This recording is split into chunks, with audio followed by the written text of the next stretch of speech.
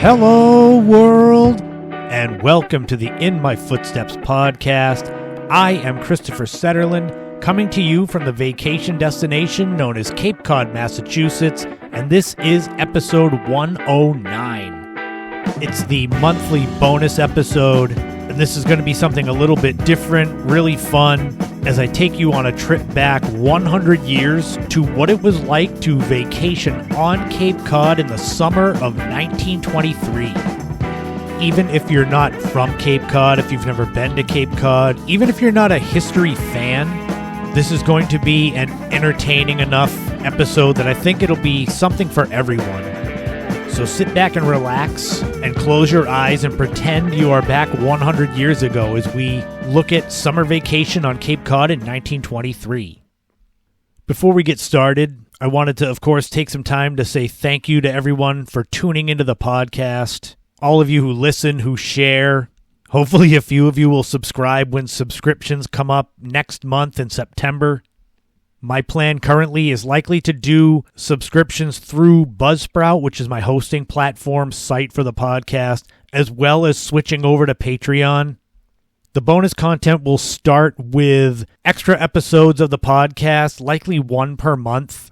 I don't know what else will come from it. It's a learning curve, but I'm really excited to record and share the first bonus episode of the podcast. And I should say subscriber bonus episode, because this literal episode you're listening to is a bonus episode, so I don't want to confuse anyone. Subscriber only episode. I also wanted to say a big thank you to everybody who came out last Friday, August 18th, to the Osterville Village Library for the premiere event for my Searching for the Lady of the Dunes true crime book. It was a lot of fun. I've got more coming, as well as events for my other two books that were released this year. Cape Cod Beyond the Dunes, the photography book, and the second edition of the In My Footsteps Cape Cod Travel Guide, which will actually be released next week, but you can still pre-order it. So what we're about to do now is a look back a century to a summer vacation on Cape Cod in 1923. I tried to make this as much like an old-timey radio broadcast. It won't be overloaded with sound effects, don't worry. But I wanted to really capture that time period. And besides that, how often am I going to have an episode like this? So I wanted to make it something different, something unique. So without further ado, let's take a walk back in history to a Cape Cod summer vacation in 1923, right now on episode 109 of the In My Footsteps podcast.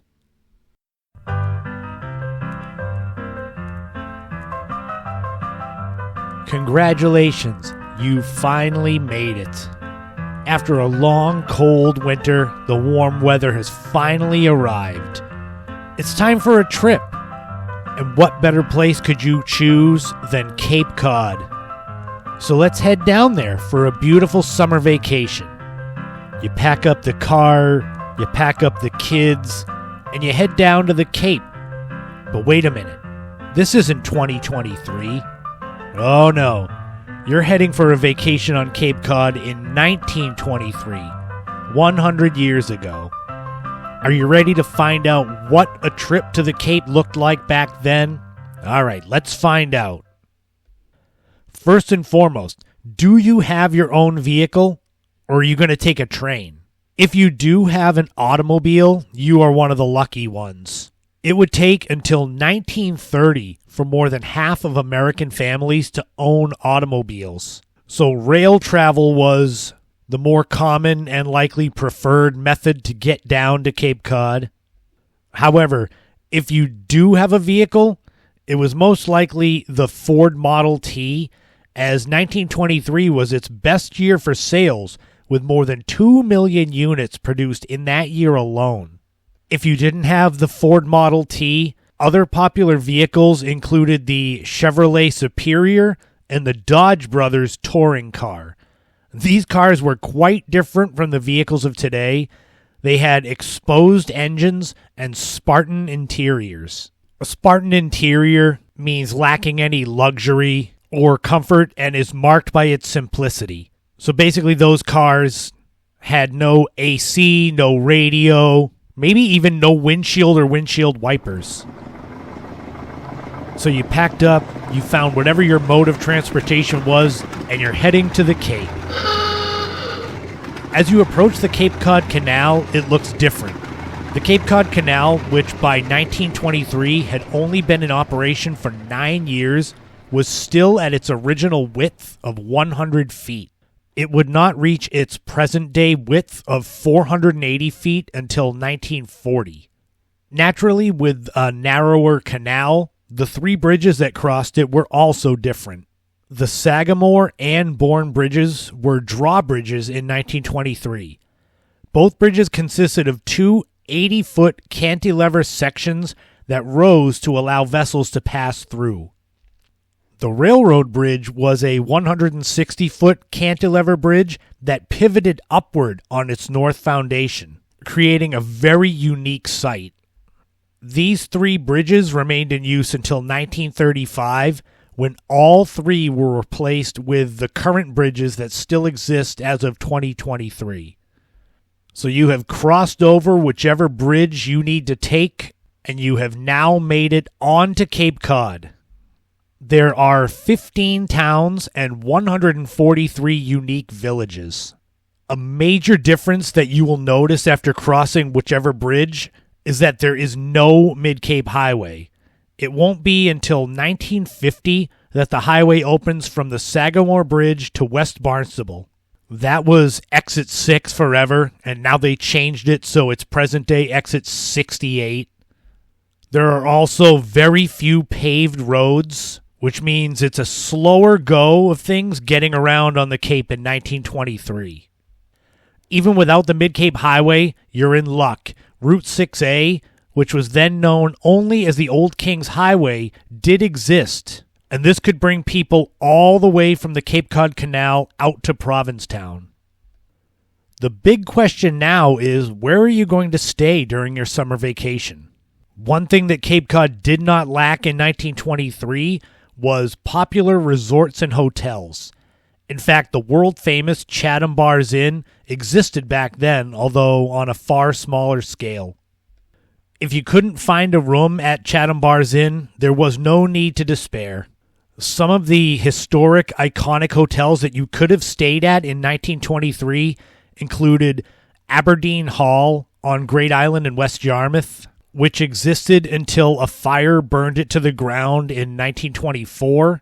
There was Terrace Gables in Falmouth Heights, which existed until 1971. The Chequesset Inn in Wellfleet, which existed until 1934. The Pines in Cotuit, which existed until 1958. And Hotel Belmont in Harwich, which existed until 1974. And you better make the right choice, because it was common in those days to vacation in the same place for weeks or even the entire summer. So hopefully you enjoy your surroundings, because you're going to see a lot of them. So you found your place to stay, unpacked your bags. If you were lucky enough to stay at one of those fine hotels that were just mentioned, perhaps your room would have the hot new technology known as radio inside of it. If you did have a radio, there were no broadcast radio stations yet on Cape Cod, so you wouldn't have much of anything to listen to, but you could look at it. The medium of radio would explode in popularity over the rest of the 1920s, but the majority of what would be heard in 1923 would be from tiny amateur stations that would broadcast at random hours.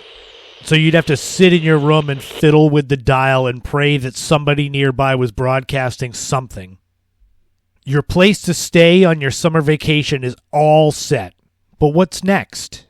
All that traveling from wherever you came from had to leave you hungry. So it's probably a good idea to find somewhere to get a bite to eat. However, don't go looking for franchises like McDonald's, Wendy's, or KFC. Not only did none of those restaurants exist, but franchises as a concept didn't even exist yet. The very first restaurant franchise was a Howard Johnson's, which opened in Orleans, Massachusetts in 1935. So you'll be waiting 12 years. Not to worry though, There are plenty of great places to eat on Cape Cod in 1923. Driving around on Cape Cod, you'll find an abundance of tea rooms. What's a tea room? These were Victorian-era establishments that functioned as small restaurants/cafes. They served light meals, snacks, and of course, tea. Some of the popular Cape Cod tea rooms in 1923 included the Whippoorwill in Bourne, the Chatham Tea Room, and the Grey Gull in Falmouth. The Grey Gull would go on to become infamous as a speakeasy during the waning days of Prohibition as the Hangar Tea Room. Now, if tea rooms weren't your thing and you were looking for more of a sit-down dinner, there were a few popular long-time Cape Cod restaurants that existed back then. You could grab a bite to eat at the legendary East Bay Lodge in Osterville, or visit a pair of places that still exist to this day, the Old Yarmouth Inn, which was then known as the Yarmouth Tavern, or the Daniel Webster Inn in Sandwich. Now, of course, just like today, you could save money by looking to make yourself a home-cooked meal, and you could go and grab some necessities. And this might have been easier than going to a restaurant, so you could go to the market or the drugstore/pharmacy. Megathlins in Hyannis was the tops as far as drugstores went. There were no supermarkets to speak of in 1923, although you could venture out to the local Atlantic and Pacific Tea Company, also known as A&P, which had locations at the time in Falmouth, Provincetown, and Dennisport, among others. Although A&P was a big name for a long time, in 1923, this was not the mammoth supermarket like we see in the 21st century. So you're taking a walk around the aisles of the market or the pharmacy, and if you're looking for familiar brands from the 21st century to purchase there were many that are still prominent today. These include Coca-Cola, Heinz Ketchup, Wrigley's Gum, Kellogg's Corn Flakes, Bayer Aspirin, Campbell's Soup, Hershey's Chocolate, Kodak Film, Colgate Toothpaste, and many more. One interesting fact about the markets and pharmacies back then, at least most of them, you would give the person in charge your list and they would get you the stuff you needed. It was not self-serve, at least most of the places were not self-serve. So you better hope you don't have any embarrassing items on your list to bring back to your hotel room. The accommodations are set. You've had lunch or dinner or whatever snack you wanted, or at least visited the local market. So what do you do now for fun? Obviously, Cape Cod has always been known for its miles of sandy beaches. It was no different 100 years ago. You could spend the day at one of the beloved bathing beaches like Craigville, Sandy Neck, Nauset, Race Point, and countless others. However, unlike today, there was no option to drive over the sand to find a private spot, so you would need to either walk all the way out through the dunes or learn to love the crowds. But like we said at the beginning, you might be in the same spot all summer, so what happens on a rainy day? On those days, you could go and see a motion picture. These were still part of the silent era, and thus there was no dialogue, only music. Seats are available for matinees at the Idle Hour Theater in Hyannis, Empire Theater in Falmouth, and the Orpheum Theater in Chatham, which still exists to this day. Tickets cost 35 cents for adults and 10 cents for children. But what were the big summer blockbuster films of 1923? They included The Covered Wagon, which was a Western, Safety Last, which was a romantic comedy starring Harold Lloyd, Main Street, which was a drama, and a re-release of the 1922 romantic hit Monte Cristo. Perhaps you came to Cape Cod without children, though, and you wanted some fun nighttime adventures? Well, unfortunately, Prohibition was in effect, so alcohol was illegal. Now, this did not mean it wasn't on Cape Cod. Law enforcement was having a hard time stopping illegal rum running, that occurred along the Cape's coast, specifically in the remote beaches of Provincetown and Truro. And for those that vacation on Cape Cod currently, there is a reason why Yarmouth's Bass River Beach is more commonly referred to as Smuggler's Beach. Sure, you could spend your Cape Cod vacation trying to find a speakeasy, but even without easy access to alcohol, there was no shortage of fun nightlife.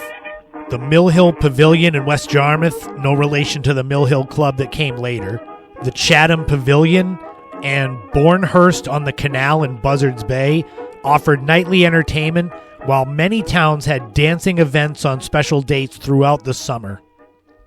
Of course, with the relatively new development of the automobile, coupled with the summer playground that Cape Cod was referred to at the time by the Boston Globe newspaper, it might be fun to simply take a drive and enjoy the scenery. But what would you see as you drove around Cape Cod in 1923? In short, a whole lot of open space. In the 1920 census, Barnstable County as a whole had a population of 26,670. To compare, in the 2020 census, the population of Barnstable County was 228,996. That's more than 10 times the number of people. As mentioned before, there was no Mid-Cape Highway, there was no Cape Cod Mall.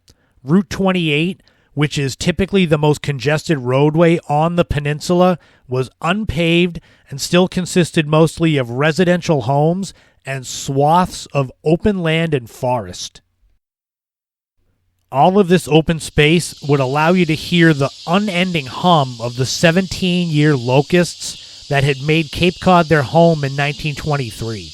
It was mostly contained between Falmouth and Hyannis, though, so lucky for you if you ventured all the way out to the outer Cape, you might not hear any of them. In addition to the locusts, a scenic drive along the Old Kings Highway might look different than today. In 1923, there were 97 large billboards that dotted Cape Cod roadsides. These advertised local businesses, but they slowly but surely were removed over the coming years due to an increased fervor from residents. Perhaps while motoring along the Old Kings Highway, you could stop for a few minutes to watch the bricks being made at the legendary West Barnstable Brick Factory. It was owned at the time by Cape Cod's Cranberry King, Abel Makepeace. In the 1920s, it was reported that the factory could produce more than 100,000 bricks per day and more than 30 million per year. They were widely popular not only on Cape Cod, but throughout the state of Massachusetts and even further. And if you're lucky enough to have one in your possession today, they make for good collector's items, fetching $35, $50 or more per brick.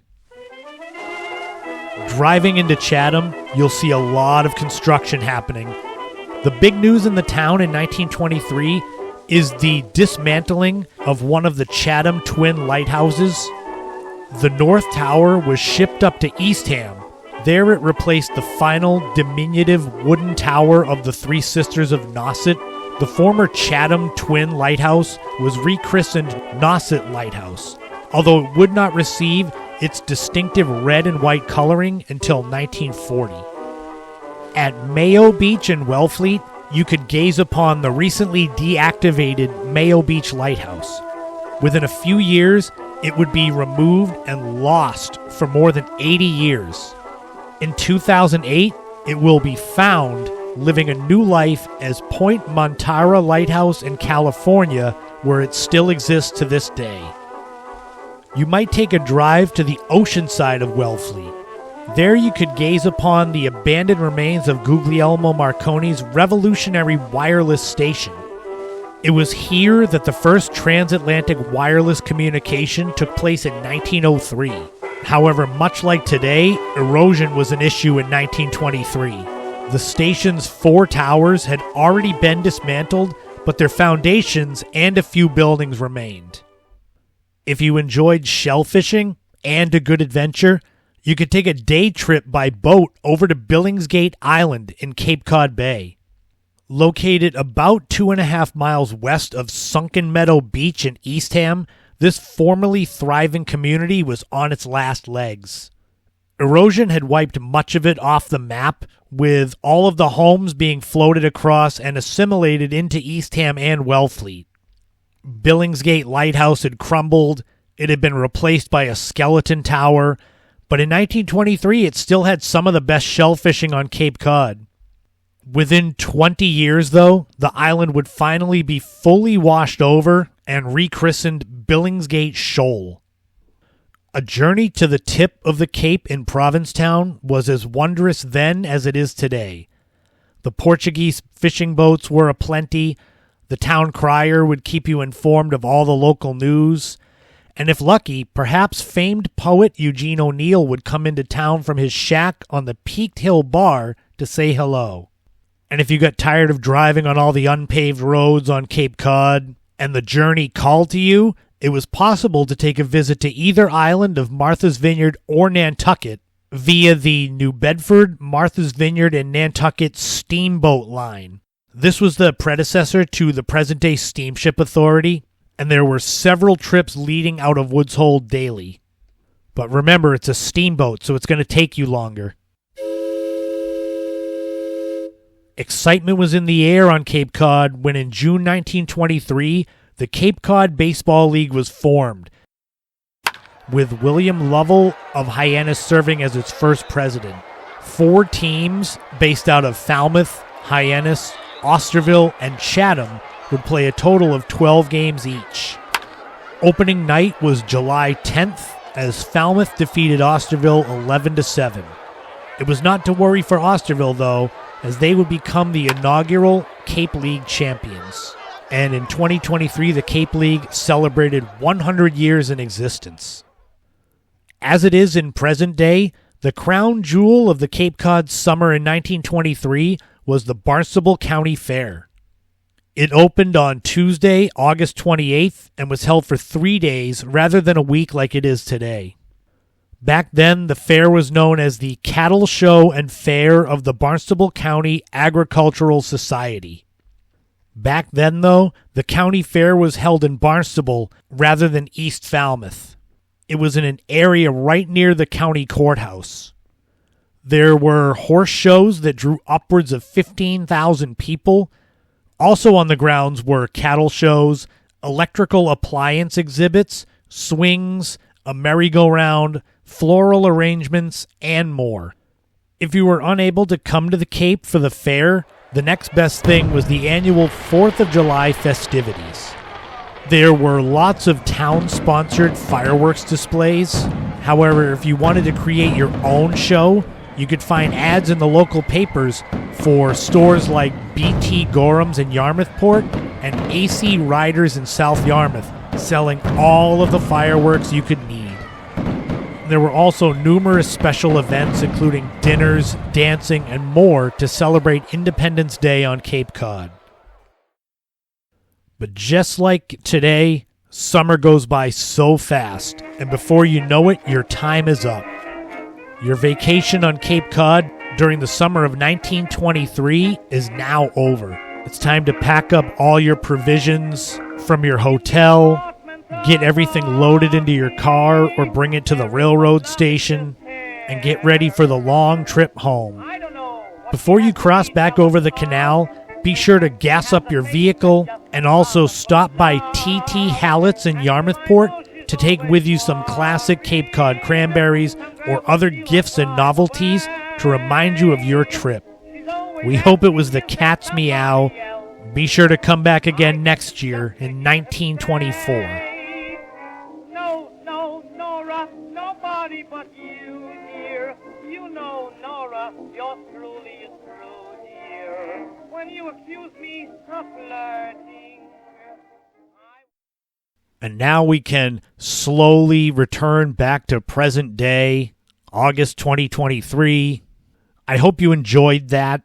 It was something I put together a blog post, a YouTube video for this same subject. It's actually something I've wanted to do for several years, kind of capturing a moment in time. But it takes a lot of time and effort to properly research everything that you heard. and then to actually put it all together. So I hope you enjoyed that special bonus episode. Next week, we're going to be back with episode 110. It'll be a regular length episode, the final episode of the month of August, which is the final full month of summer.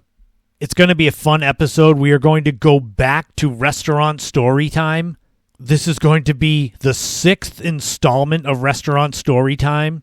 It's going to center around my days as a prep boy. We're calling it Prep Boys Rock. The reason being that was the name of a series of mixtapes that I made in the early to mid 90s of all the music to help me and my prep boy tag team partner get through those long days. We're going to take a road trip to the small town of Chester, Vermont. We're going to go way, way back in the day and look at what it was like to be a 1990s mall rat. I have some experience with that. There's going to be a brand new top 5. I had warned you about the weird laws segments. We did Rhode Island last week. Next week it's going to be weird Maine laws, and there are some pretty funny ones, so get ready. And of course, there'll be a brand new This Week in History and Time Capsule, all coming up next week on episode 110 of the In My Footsteps podcast. If you're looking for more content from me, subscribe to my YouTube channel. Find me on Instagram, Threads, Twitter. There's a Facebook fan page for the podcast. Still no Facebook group yet. I'm mulling that over. If you want to come out and see me, my next book event is Tuesday, September 5th, so right after Labor Day at 6 p.m. at the Sturgis Library in Barnstable Village. This is the double whammy presentation of my photo and travel books. I think you'll really enjoy that, so if you're in the area, come on out. There's still a little bit of summer left, so enjoy it. Like I said I would last week, I want to wish a happy birthday to my oldest friend, Barry. I hope you enjoyed last week where I embarrassed you a lot, but gave you the praise you deserve as a human, as a friend. Always make sure to take time for your mental health. Times can get tough, times can get heavy. In those times, lean into what makes you happy, whether it's YouTube videos, certain foods, certain people, maybe certain podcasts like this one. Do what makes you happy and stay true to yourself. That's so important. I have always said I would rather try and fail as myself than succeed by being somebody else, someone I'm not. And I'm being even more true to myself. You can kind of sense it in these podcast episodes since I've made my return from hiatus that my foolishness and random kind of humor is starting to creep in a little more. Hence something like the weird laws for different states. But don't just take my word for it. Do it yourself. Be true to yourself. Lean into what makes you happy. Focus on your mental health. And most of all, remember that in this life, don't walk in anyone else's footsteps. Create your own path. Enjoy every moment you can on this journey we call life, because you never know what tomorrow brings. It is never guaranteed. Thank you for taking a little trip with me back 100 years ago for summer vacation. I'll see you all again next week for episode 110. This has been the In My Footsteps podcast. I am Christopher Setterlin, and I'll talk to you all again soon.